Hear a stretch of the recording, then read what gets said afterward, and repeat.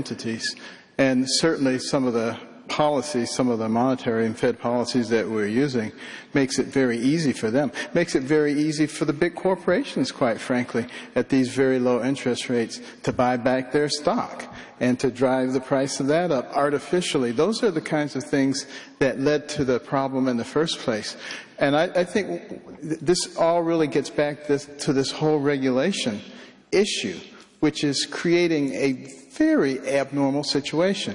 This country was declared its independence in 1776. In less than 100 years, it was the #1 economic power in the world. And the reason was because we had an atmosphere that encouraged entrepreneurial risk-taking and capital investment. Those are the fuels that drive it. And what we've done now is let the creep of regulation turn into a stampede of regulations, which is involved in every aspect of our lives. If we can get that out, it makes a big difference. And even for the average person, every single regulation costs money, and it's shifted to the individual. So, and it hurts the poor and the middle class much more than it does the rich. They go into the store and they buy a bar of soap. It costs 10 cents more. They notice it. And the middle class, when they come to the cash registers, they have a whole cart full of things that cost 5, 10, or 15 cents more. They notice it. It is hurting the poor. Bernie Sanders and Hillary Clinton won't tell you that that's the thing that's really hurting the middle class and the poor. They'll say it's the rich. Take their money. But that won't help. You can take all of the rich's money and it won't make a dent in the problem that we're having. We have to come back to the fundamental principles that made America great. Just to be clear, just to be clear, then you wouldn't favour breaking up the big banks. You think they're big enough, they're okay as they are? As big. I would have policies that wouldn't allow that to occur. I don't want to go in and tear anybody down. I mean, that doesn't help us. But what does help us is to stop tinkering around the edges and fix the actual problems that exist that are creating the problem in the first place. Can I just add what he's saying? Because he's right on point there. You know why these banks are so big? The government made them big. The government made them big by adding thousands and thousands of pages of regulations. So the big banks, they have an army of lawyers, they have an army of compliance officers. They can deal with all these things. The small banks, like Governor Bush was saying, they can't deal with all these regulations. They can't deal with they cannot hire the fanciest law firm in Washington or the best lobbying firm to deal with all these regulations. And so the result is the big banks get bigger, the small banks struggle to lend or even exist, and the result is what you have today. And in Dodd-Frank, you have actually codified too big to fail. We have actually created a category of systemically important institutions, and these banks go around bragging about it. You know what they say to people with a wink and a nod? We are so big, we are so important that if we get in trouble, the government has to bail us out. This is an outrage. We need to repeal Dodd-Frank as soon as possible. Let me also say, Jerry, let me also say, the Jeb is talking about with the big banks is to force them to reserve their capital of people who invest in, and they hold their capital so that if the bank goes down, the people who are invested in the bank are the ones that pay. That's what he's trying to say. Secondly, I'll tell you about Wall Street. There's too much greed. And the fact is, a free enterprise system is a system that's produced the greatest wealth for the world. But you know, Michael Novak, the great Catholic theologian, says that a free enterprise system that is not underlaid with values, and we should all think about the way we conduct our lives. Yes, free enterprise is great, profits are great, but there have to be some values that underlay it, and they need a good ethics lesson on Wall Street on a regular basis to keep them in check so we, the people, do not lose. Thank you. Gerard, can I comment on that? You know, Jerry, your first question. I do want to follow up. Question, Senator Cruz, and I will get to you, but Senator Cruz, on that theme, Facebook data shows that over the last month alone, nearly 1 million people, nearly 1 million, have been concerned about reining in Wall Street, apparently believing that some have not been punished enough. So as an accomplished litigator yourself and a former Solicitor General, would you go after the very people who believe and fear that Wall Street has ignored? In other words, the crooks that Bernie Sanders say have gotten away with a financial murder? Absolutely, yes. You know, I've spent much of my adult life enforcing the law and defending the Constitution. And the problem that underlies all of this is the cronyism and corruption of Washington. You know, the opening question Jerry asked, would you bail out the big banks again? Nobody gave you an answer to that. I'll give you an answer. Absolutely not. And what we have right now is we have Washington, as government gets bigger and bigger. You know, the biggest lie in all of Washington and in all of politics is that Republicans are the party of the rich. The truth is the rich do great with big government. They get in bed with big government. The big banks get bigger and bigger and bigger under Dodd-Frank, and community banks are going out of business. And by the way, the consequence of that is small businesses can't get business loans. And it is that fundamental corruption that is why 6 of the 10 wealthiest counties in America are in and around Washington, D.C.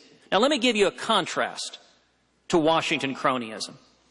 Some weeks ago, a woman named Sabina Loving testified at a hearing that I chaired in the Senate.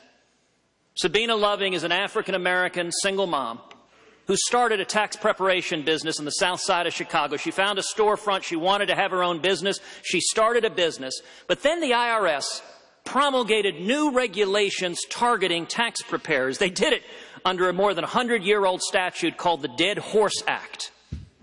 Now, this statute and the IRS, in classic Washington crony fashion, had exemptions for lawyers and big fancy accountants, but Sabina had to pay $1,000 an employee. It would have driven her out of business, and Ms. Loving sued the IRS. She took the Obama IRS to court, and she won, and they struck down the rule for picking the big guys over the little guys. Senator, I really want to be clear here. Are you saying, sir, that if the Bank of America were on the brink, you would let it fail? Yes. Now, let's be clear. There is a role for the Federal Reserve. What the Fed is doing now is it is a series of philosopher kings trying to guess what's happening with the economy. You look at the Fed, one of the reasons we had the financial crash is throughout the 2000s, we had loose money, we had an asset bubble, it drove up the price of real estate, drove up the price of commodities, and then in the third quarter of 2008, the Fed tightened the money and crashed those asset prices, which caused a cascading collapse. That's why I am supporting getting back to rules-based monetary system, not with a bunch of philosopher kings deciding, but tied ideally to gold. Sir, I understand that. I just want to be clear, if you don't mind, that millions of depositors would be on the line with that decision. Well, and I just want to be clear. If it were to happen again, for whatever the reason, that you would let it go. You would let a Bank of America go. So let me be clear. I would not bail them out, but instead of adjusting monetary policy according to whims and getting it wrong over and over again and causing booms and busts,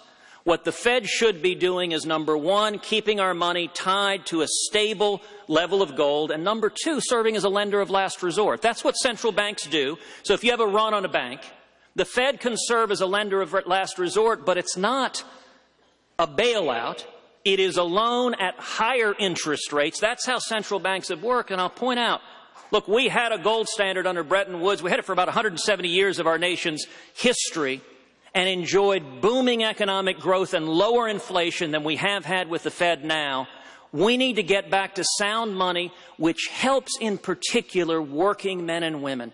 What Washington does, the people who are doing well in the Obama economy, are those with power and influence in the Obama government. The people who are hurt are working men and women, and that's who we need to fight for. Neil, that's the difference of being an executive. And let me just explain. When a bank is ready to go under and depositors are getting ready to lose their life savings, you just don't say we believe in philosophical concerns. You know what an executive has to decide? When there's a water crisis, how do we get water to the city? When there's a school shooting, how do you get there and help heal a community?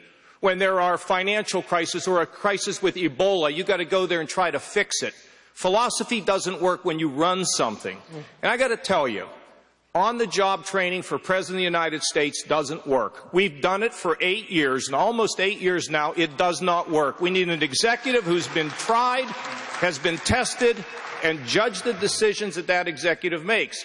I don't like what the Fed is doing, but I'll tell you what worries me more than anything else, turning the Fed over to the Congress of the United States so they can print the money. That would be a very bad approach for them. So, Governor Kasich, why would you then bail out rich Wall Street banks, but not Main Street, not mom and pop, not Sabina Loving? Well, you just said an executive knows to step in and bail out a bank. They were talking about what you would do with depositors. Would you let these banks shut down?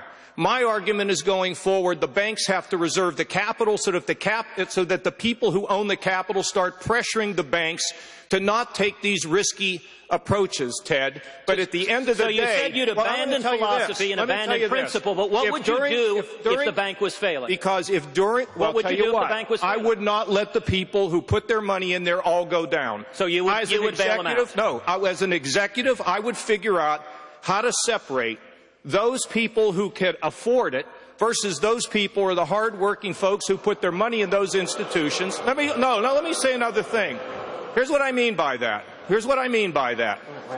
When you are faced in the last financial crisis with banks going under and people who put their life savings in there, you got to deal with it. You can't turn a blind eye to it. Now, going forward, that's one thing. If you had another financial crisis, perhaps there would be an effort to make sure that we do. Could I just say, as a chief executive who's had to make tough calls to save jobs and to grow jobs, I think what's interesting about Dodd-Frank is it's a great example of how socialism starts. Socialism starts when government creates a problem and then government steps in to solve the problem. Government created the problem. Government created the problem of a real estate boom. How did we create it? Under Republicans and Democrats alike, Fannie Mae and Freddie Mac, everybody gathered together, Republicans and Democrats, and said home ownership is part of the American dream. Let's create a bubble. And then government stepped in. By the way, under President George W. Bush, banks were encouraged, really, to buy other banks, to take money. And now what do we have with Dodd-Frank? The classic of crony capitalism. The big have gotten bigger. 1,590 community banks have gone out of business. And on top of all that, we've created something called the Consumer Financial Protection Bureau, a vast bureaucracy with no congressional oversight that's digging through hundreds of millions of your credit records to detect fraud. This is how socialism starts, ladies and gentlemen. We must take our government back.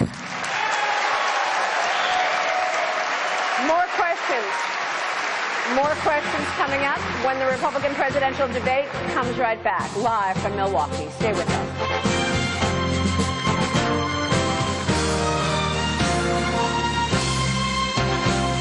An attack has decimated the British capital.